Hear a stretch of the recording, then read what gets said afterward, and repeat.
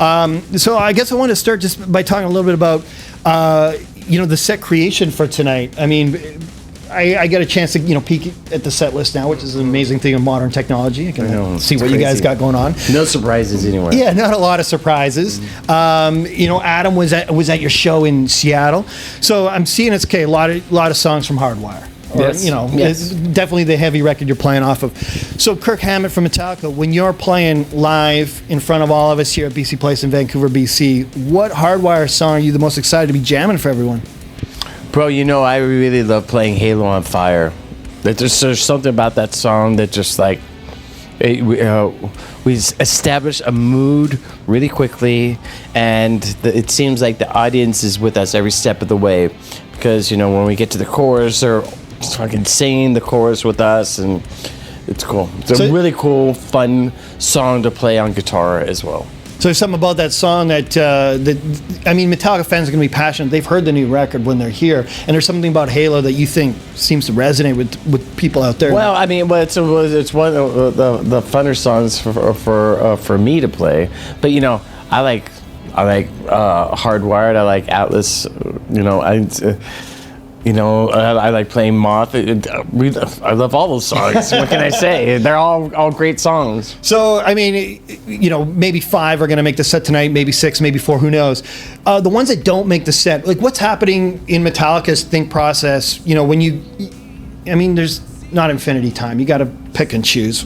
The songs that don't make it, what? Well, we plan on coming back around for an indoor tour, and that's our opportunity to get a little bit deeper, with the song selection. That's our opportunity to pull out some stuff that we haven't played for a long time, or just stuff that we just feel like playing. Sometimes we just play songs because we feel like playing them. All right, so that's going to be the one. Maybe that's the surprise. You're saying there's not a lot of surprises, but sometimes there is, right? Well, on the stadium tour, the people come to hear certain Metallica songs without a doubt, and we're very, very aware of that. And so there's a list of songs that we just have to play. Yeah. Or else we get shit. The bottom line is what the fuck, man? You didn't play Sabbath True. It's like, okay. But there's gonna be a song that you're not gonna play that's my favorite. Yeah. I know that now, sitting here with you, and I'm like, you're not gonna play my jam. One of my favorite songs is Leper Messiah. Do I get to play it every night? No. And you're in the band. Exactly. Okay, so let's talk about some of the jams that you guys play. Every time. You've been in the band since freaking '83 or whatever. You're going to play it again tonight. What's the song that still gets you fired up? They all fire me up, bro. To this day. They all fire me up. Yeah, come on. If you were in a band like my band playing music like we play, you'd be fired up. Every song's going to fire me up, on. Which is awesome. We write the music that we want to hear. Yeah. And we write the music that we want to play, and usually when we accomplish those two things, then playing the execution of it all is a pleasure, It's just like, oh, fucking hell, man, I'm just playing that song again. That song drives me nuts. Yeah, you wouldn't be doing it anymore. You wouldn't be doing it anymore. I don't think anyone in Metallica has ever said that. Yeah, so that's awesome. So, Master Puppets, that song drives me nuts. No one's ever said that. We all say, we refer it to as Master, and that's a song, we love it just as much as everyone else does. And you talked about, the audience members that, when you don't play those jams, they yell. Those are the ones that are going to get people so losing their mind, right? You're on stage, you're going to get that energy back from people, which is just incredible. And we, like I said, we're going to be coming back around, and all the stuff that fans thought they were going to play that we didn't play, there's a pretty good chance that we might be playing them when we come back around.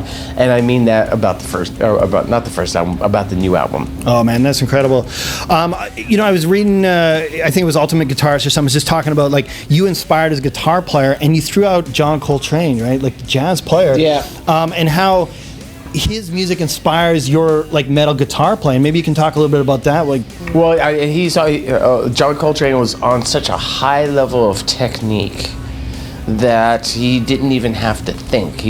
When he wanted to play, he was able to just express himself and he would be able to, like, you know, write the most complex pieces of music and then play over it the most beautiful line that kind of like brought it all together. And I mean, for me, a lot of the inspiration from him comes from his musical complexity and his musical awareness, but then how he was able to just turn it over and create something just totally beautiful and simple with all that complexity. I mean, it's amazing. And, you know, whenever he went into a solo, I mean, some of those lines, and, you know, they're totally suited for guitar. And guitar players have been ripping off John Coltrane forever, bro. Forever. So you're able to put on that record and be like, and just hear it in your head and be like, man, that's a metal guitar solo. Just played differently or in a different venue or different era or whatever.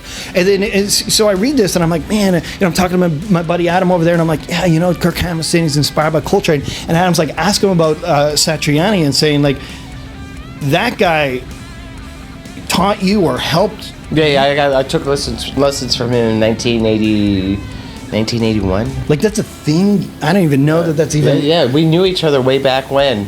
He gave lessons out of a small music store in Berkeley, California. And, you know, all my friends were taking lessons from him, and they're becoming incredible guitar players literally overnight. So I found him and said, hey, I want to become an incredible guitar player overnight too. Yeah. And so I took lessons from him for a while, for about a year or so. So like lesson number one, like for example, I mean, asking you to recall what something that happened so many years ago maybe is dumb, but like, what is lesson one like? Run through some...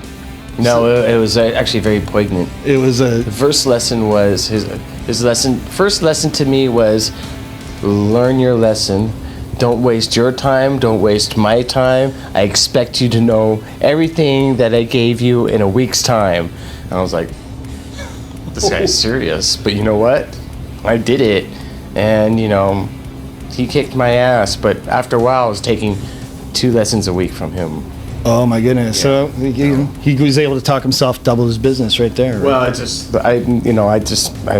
I became so thirsty for what he had to offer me. I was just like, bring it on! It's all making sense. I want to learn more, and so, you know. And I have to say, Joe Satriani has always played that way. Ever since I first met him, he's always played incredibly with all the sounds and, like, you know, all the bar stuff and tapping and crazy licks that no one's ever played or still will probably never play. I mean, he's just such a unique individual as a musician. Oh, that's so cool. Before coming down here to get a chance to interview, I ran into my buddy Chris, you know, outside, big Metallica fan. I think he was at the meet and greet. He had a chance to, and I'm like, man, I'm gonna go meet Kirk Hammett. What should I ask him? He's like, man, ask him about his horror movie poster collection. So that opened in Salem, like you showing your personal collection. It opened last Friday in Salem, Massachusetts, and it's the very first movie poster exhibition ever in the world, and I'm very proud of that fact. I finally did it. But it's 150 pieces from my horror memorabilia collection, which includes movie posters, props, artwork, toys, masks, whatever. And they picked 150 of the best pieces, and they're on display now. I also wrote an accompaniment to the show called "The Maiden and the Monster," which will be played after the show, as, like, you know, a conclusion. You will get to hear the accompanied piece that I actually. Yeah, so it's like a 7-minute song that it's a 7.5. You know, looking at all these posters around your room or in your space. It's called it's Made in the Monster. Something that my wife and I came up with. Oh, are we at time now? Yeah. I just wanted to ask one follow-up question about that. How did you fall in, you know, anything, you know, nerdy or deep dive onto these, like, you know, very niche kind of things, like collecting horror movie posters? How did you, Kirk Hammett from Metallica, like, get into that? Like, how did you fall? How did you fall into that? I've been into it ever since I was 5 or 6 years old.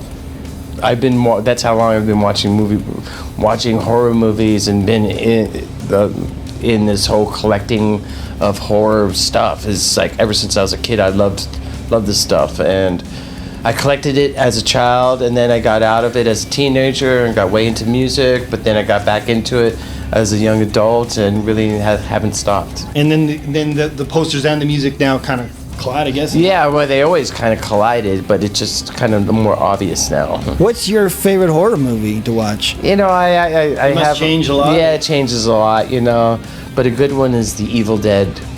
Okay, Yeah. classic. Yep, classic. I love it. Kirk Hammett from Yep. Metallica. Cool, bro. Thank you so much. Thank you, man.